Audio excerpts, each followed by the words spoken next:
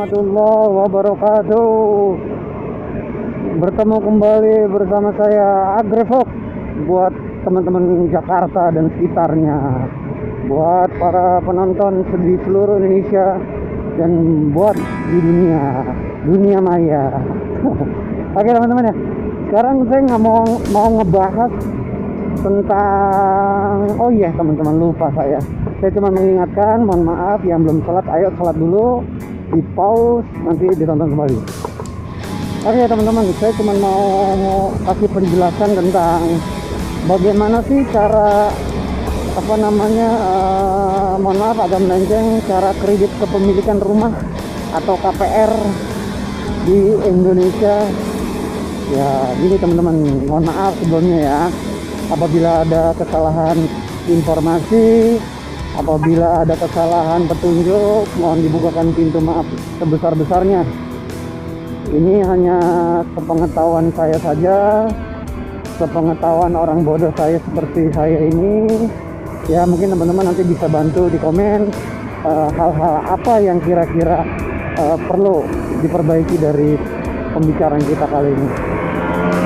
Oke teman-teman ya, jadi gimana sih cara kita atau pasangan muda ingin memiliki rumah, tapi rumahnya itu diperoleh dari cara kredit atau KPR, kredit kepemilikan rumah.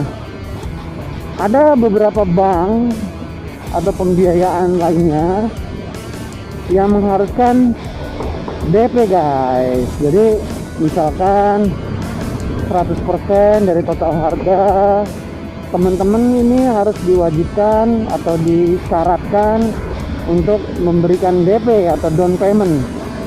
Itu sebesar ada yang 20% atau 30% dari harga rumah tersebut guys. Jadi teman-teman misalkan punya duit 100 ada rumah dihargain itu harga 100 juta guys misal.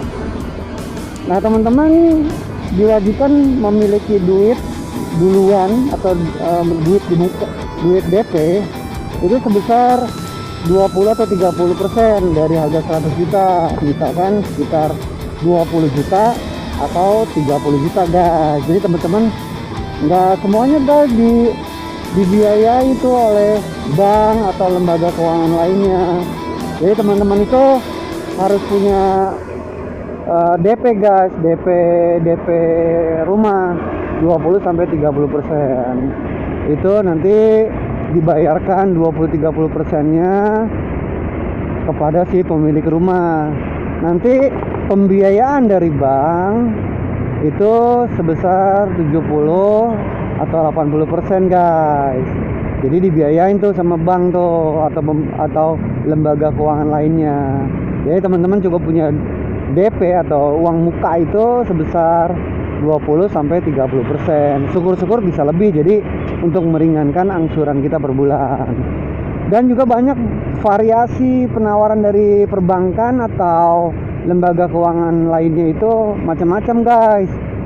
Misalnya dengan sistem bebas biaya surat-surat misalkan, atau bebas biaya notaris misalkan, atau bebas biaya KPR misalkan, ya biaya adminnya misalkan, seperti itu guys. Jadi macam-macam sih dari perbankan itu ngasih fitur-fiturnya tuh beragam guys. Jadi tergantung teman-teman nanti memilih perbankan mana yang kira-kira cocok buat teman-teman sekalian.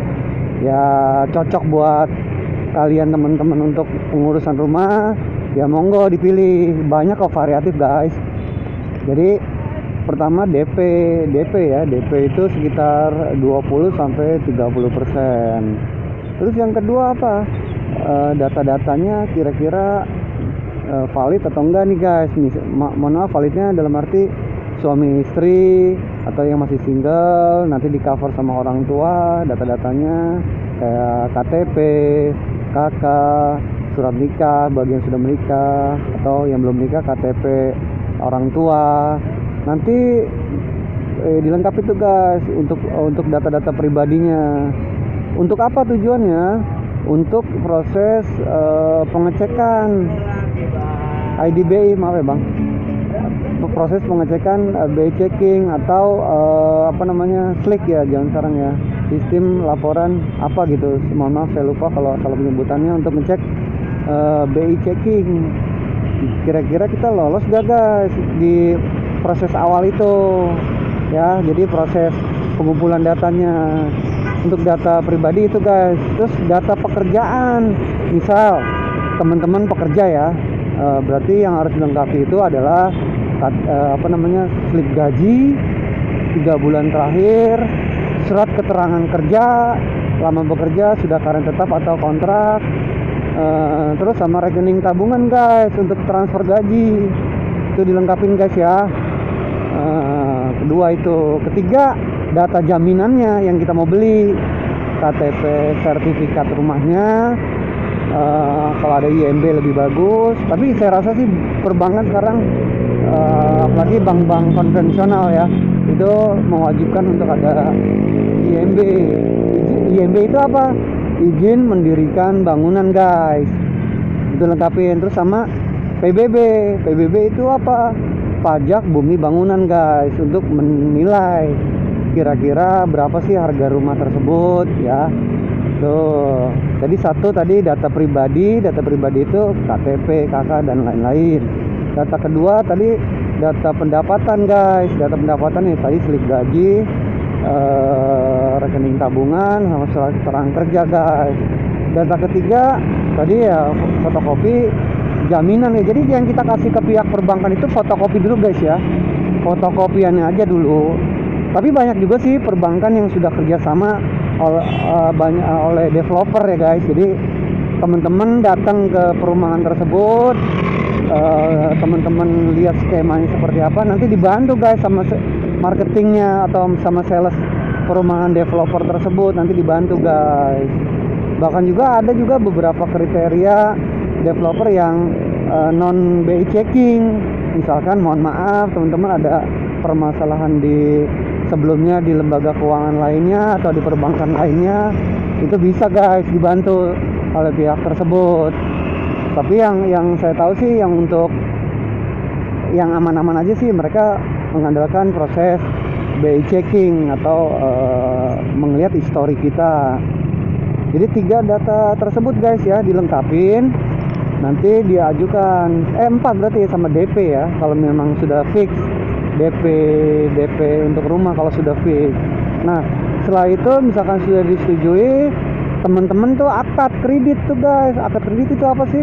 Ya tanda tangan guys, tanda tangan perjanjian di bank tersebut, kita tanda tangan. Di situ ada pasal-pasal, misalkan kita telat berapa hari itu kena denda berapa persen. Terus apabila kita mohon maaf meninggal dunia, tidak ada usia, nanti di cover asuransi enggak, seperti itu guys ya. Dan misalkan telat berapa lama, nanti misalkan rumah dilelang, misalkan seperti itu, nanti dijelaskan tuh guys. Skema-skemanya di perbankan jelas kok. Banyak sih perbankan yang menjelaskan secara detail. Banyak juga kita datang di suatu perumahan, kita pilih perumahan, developer atau